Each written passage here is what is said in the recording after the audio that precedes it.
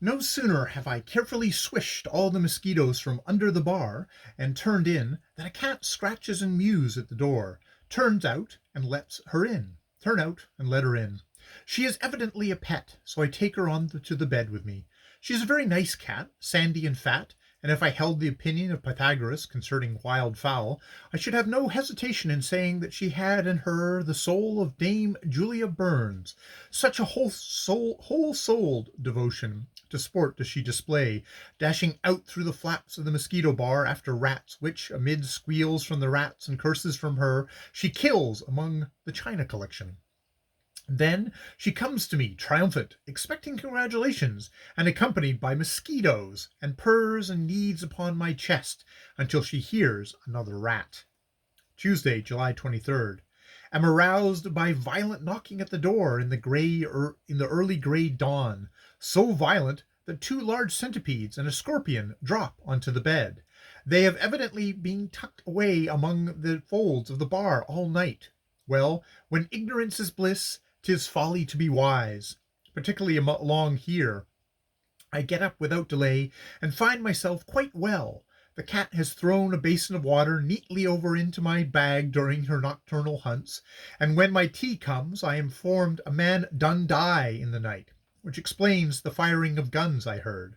I inquire what he had died of, and I am told he just struck luck. Then he die. His widows are having their faces painted white by sympathetic lady friends, and are attired in their oldest, dirtiest clothes, and but a few of them, still they seem to be taking things in a resigned spirit. These Jumba seem pleasant folk. They play with their pretty brown children in a taking way. Last night I noticed some men and women playing a game new to me, which consisted in throwing a hoop at each other. The point was to get the hoop to fall over your adversary's head. It is a cheerful game. Quantities of the common housefly about, and during the early part of the morning it rains in a gentle way, but soon after we afloat in our canoe it turns into a soft white mist. We paddle still westward down the broad quiet waters of Orembo Vongo.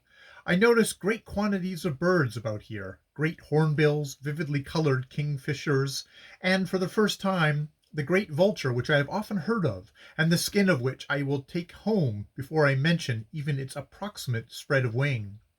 There are also noble white cranes and flocks of small black and white birds, new to me, with heavy razor-shaped bills, reminding one of the Devonian puffin. The hornbill is perhaps the most striking in appearance.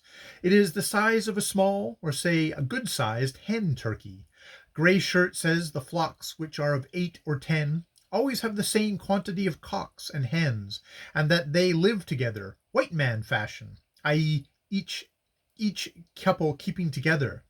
They certainly do a great deal of courting, the cock filling out his wattles on his neck like a turkey, and spreading out his tail with great pomp and ceremony, but very awkwardly. To see hornbills on a bare sandbank is a solemn sight, but when they are dodging about in the hippo grass, they sink ceremony, and roll and waddle, looking, my man said, for snakes and little sandfish, which are close in under the bank, and their killing way of dropping their jaws, I should say opening their bills, when they are alarmed, is comic. I think this has something to do with their hearing, for I often saw 2 or 3 of them in a line on a long branch, standing, stretched up to their full height, their great eyes opened wide, and all with their great beaks open, evidently listening for something.